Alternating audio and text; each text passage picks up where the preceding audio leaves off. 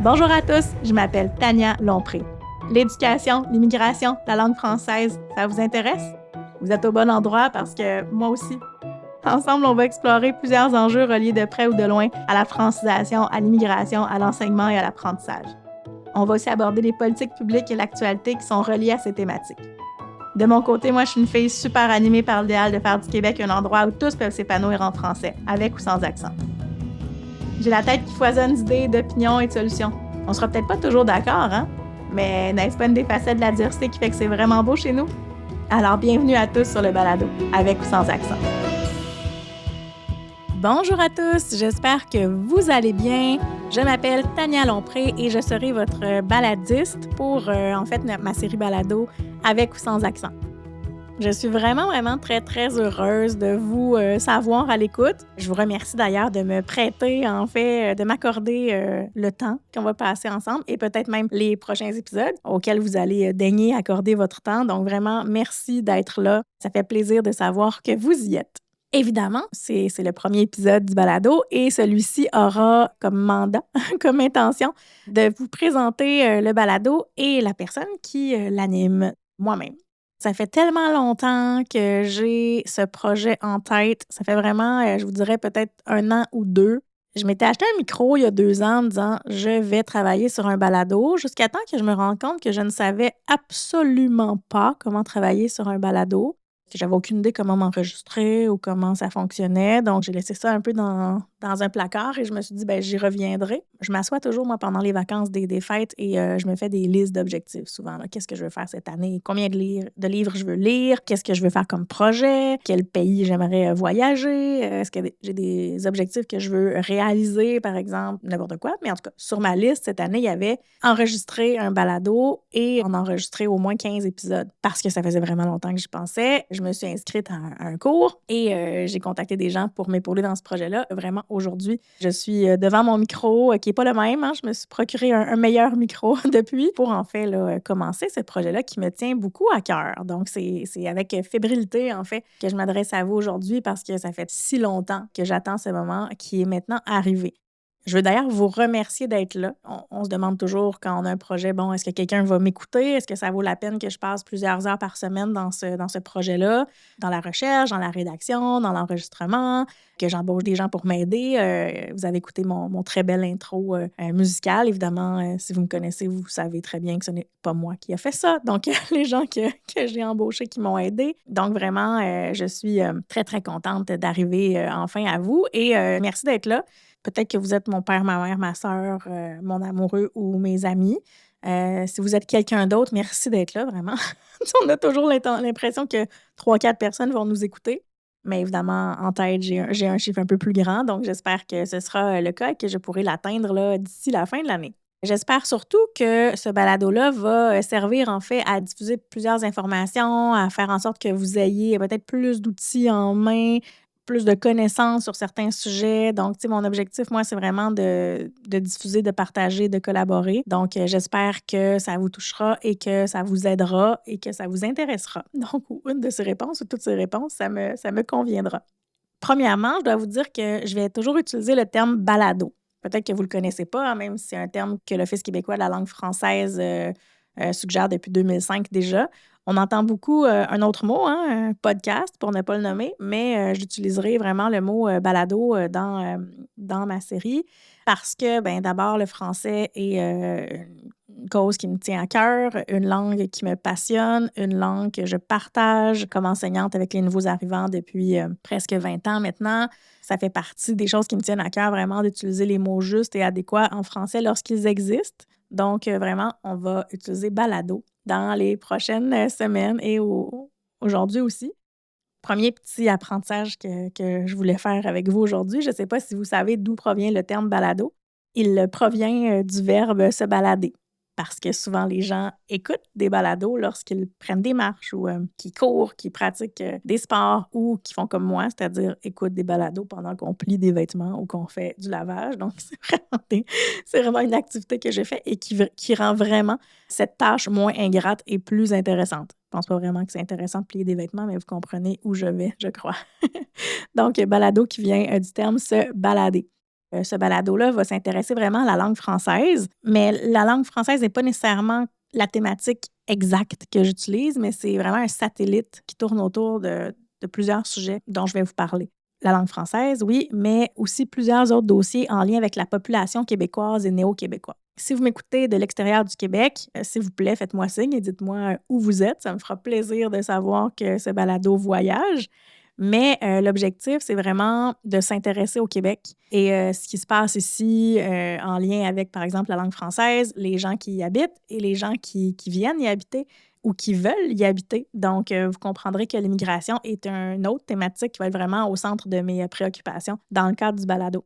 L'immigration, la population québécoise, la langue française, le Québec en général, la culture québécoise, l'interculturel, la culture qu'on partage aussi avec les autres. L'immigration aussi, vous allez voir que c'est vraiment un sujet central de ce projet-ci. L'éducation en général, la francisation, l'enseignement-apprentissage du français langue seconde et l'actualité ou les politiques publiques qui se rattachent à tous ces sujets-là. Je vous parle de sujets qui m'intéressent, que je connais et qui me tiennent particulièrement à cœur parce qu'ils sont au cœur de ma vie personnelle et professionnelle. En plus, moi, si vous ne me connaissez pas, mais je pense que si je me définirais en quelques mots, je vous dirais que je suis une fille qui a toujours beaucoup de projets, qui est une curieuse professionnelle, qui adore lire de tout. J'étais absorbée par la lecture bien avant que les téléphones cellulaires existent. J'étais souvent en train de lire une boîte de céréales, un journal ou un livre.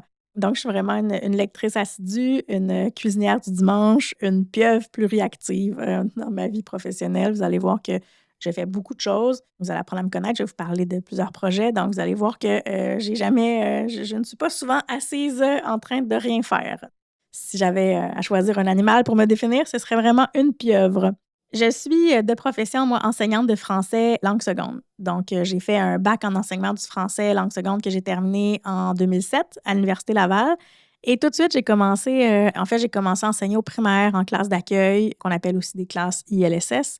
J'ai fait la même chose au secondaire, aussi à la formation générale des adultes en francisation, qui est la population étudiante pour laquelle j'ai eu vraiment un coup de foudre, un coup de poing dans le ventre. Là. Ça a été... c'est drôle parce que je raconte souvent à mes étudiants à l'université, parce que je donne souvent le cours de didactique à l'éducation des adultes ou francisation ou langue seconde à l'éducation des adultes, ou des cours qui tournent autour de ces thématiques-là. Et souvent, les gens me disent « Ah, mais moi, je vais enseigner au primaire, au secondaire, mais le cours est obligatoire. » Puis je leur dis J'ai été à la même place que vous il y a quelques années. Moi, je ne voulais absolument pas enseigner aux adultes. Je voulais enseigner aux enfants et je ne voulais même pas enseigner au Québec. Mon objectif, c'était de partir dans l'Ouest canadien. Donc, je voulais aller enseigner le français en milieu minoritaire. Et j'ai fait d'ailleurs 2 stages en Colombie-Britannique, dans la région de Vancouver, et c'est là que je voulais aller. C'est surtout en Colombie-Britannique que je me suis rendu compte, finalement, en installant une immense photo du Vieux-Québec dans ma salle de classe, que dans le fond, c'était chez moi que j'avais envie de partager ma culture, partager ma langue et partager, en fait, avec tous les gens qui arrivent. Donc, je suis revenue. Évidemment, là, je vous dirais que le prix des logements à Vancouver m'a fait revenir aussi. Pour vous donner une idée, là, c'est à peu près ce que ça coûte maintenant à Montréal, mais ça fait quelques années. Donc, j'ai commencé à enseigner aux adultes et tout de suite, là, après quelques années ou quelques mois, je me suis rendu compte qu'il y avait beaucoup de choses, en fait, qui ne fonctionnaient pas en éducation, en francisation, tout ça. Et j'ai été très, très active tôt dans, par exemple, l'écriture de lettres ouvertes. J'ai écrit 2 livres. J'ai écrit dans plusieurs journaux, plusieurs médias. Je collabore encore souvent à des émissions de télévision, à des émissions de radio en ce qui concerne la francisation, l'éducation, l'enseignement du français langue seconde, l'immigration. Donc, ce sont des dossiers qui me touchent personnellement, professionnellement, pour lesquels j'aime collaborer avec le monde public, en fait, pour améliorer les choses. Je suis enseignante, donc de profession. J'enseigne encore, mais ce serait de vous mentir de vous dire que j'enseigne à temps plein.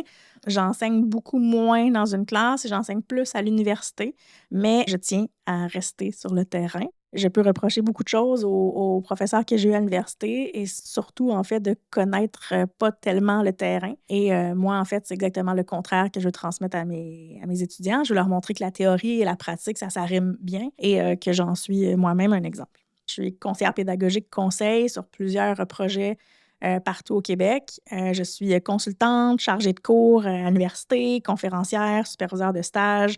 Je fais beaucoup de choses, mais tout ce que je fais, en fait, tourne autour des sujets dont je vous ai parlé, les sujets, en fait, qui seront au cœur d'Avec ou sans accent. J'ai fait aussi une maîtrise en didactique des langues et un doctorat en éducation, toujours spécialisé en enseignement-apprentissage du français langue seconde. J'ai fait une thèse sur le secondaire en classe d'accueil et sur les transitions vers la francisation des adultes. Donc, c'est des milieux que je connais autant théoriquement que dans la pratique. Donc, ça, c'est un portrait un peu de qui je suis pour que vous puissiez un peu voir où je vous mène avec ça. Vous allez voir que dans les prochains épisodes, on va vraiment parler de plusieurs sujets. Mais ce qui me pousse en fait à lancer mon balado et à décider de consacrer du temps à ce projet-là, c'est vraiment de fournir des informations utiles, de partager des choses inspirantes, des témoignages, de rencontrer, en fait, vous présenter des intervenants qui pourront venir discuter de certains sujets avec nous, de créer aussi peut-être une communauté d'entraide et de soutien là, pour les nouveaux arrivants, les enseignants en francisation, les gens qui enseignent les langues secondes partout au Québec, les gens qui gravitent autour de l'immigration. Donc, tu sais, que si vous êtes consultant, conseiller, si vous travaillez dans un organisme communautaire, avec ou sans accent est pour vous.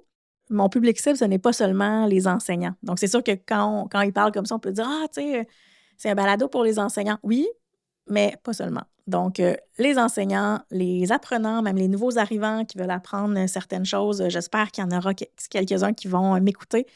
Je m'adresse aussi aux étudiants à l'université, à tout le monde qui gravite autour de l'immigration. Donc, vraiment, là, vous êtes les bienvenus ici. Et même seulement si ces sujets-là vous intéressent comme citoyens. Là, donc, la langue, l'immigration, l'éducation en général. Donc, tout ça, là, vous êtes vraiment les bienvenus. Et n'hésitez pas non plus, s'il y a des sujets que vous voulez que j'aborde, à m'écrire afin, en fait, que je les prenne en considération pour des futurs épisodes. Vous allez voir que je vais publier un nouvel épisode toutes les 2 semaines, en fait, sur des thématiques qui vont changer, en fait, qui vont bouger. Et on va vraiment là, couvrir là, plusieurs sujets en profondeur, même si on est en 15-20 minutes chaque semaine. D'ailleurs, pour les prochains épisodes, vous allez voir, on va traiter, un peu comme dans un travail universitaire, on va commencer par définir les concepts qui nous intéressent. Donc, vous allez voir que les prochains épisodes, c'est vraiment qu'est-ce que l'immigration, qu'est-ce que c'est la francisation, l'enseignement du français langue seconde au Québec. Et après, on va aller un peu dans plusieurs directions qui vont toucher quand même ces 2 dimensions-là. Donc, je vous encourage vraiment à vous abonner au balado pour ne pas manquer nos futurs épisodes. Et je vous demanderai aussi de nous laisser vos commentaires, de nous écrire, de vous abonner à notre page pour pouvoir être à l'affût des prochains épisodes. Donc, j'ai vraiment hâte de commencer cette aventure avec vous et de partager beaucoup d'histoires de gens, beaucoup d'informations utiles, beaucoup de thématiques, beaucoup de concepts. Je suis vraiment contente de vous savoir à l'écoute et que vous serez à l'écoute, en fait, pour les prochains qui plongeront vraiment dans le vif du sujet. À bientôt. Je vous remercie d'avoir été là. Merci infiniment d'avoir écouté avec ou sans accent aujourd'hui. J'espère que nos échanges ont été aussi stimulants pour vous que pour moi et que vous serez à l'écoute pour les prochains épisodes. Avant de vous laisser partir, permettez-moi de vous poser une question. Qu'est-ce qui vous a le plus interpellé dans l'épisode d'aujourd'hui? Quelles réflexions vous ont traversé l'esprit? N'hésitez pas à m'écrire afin de partager le tout avec moi. N'oubliez pas de vous abonner au balado pour ne rien manquer et surtout faites découvrir avec ou sans accent à tous ceux qui partagent notre passion pour nos sujets. Vous avez envie de travailler avec moi? N'hésitez pas à me contacter pour connaître mon offre de service et visiter mon site web. Au plaisir de vous retrouver pour notre prochain épisode. À très bientôt!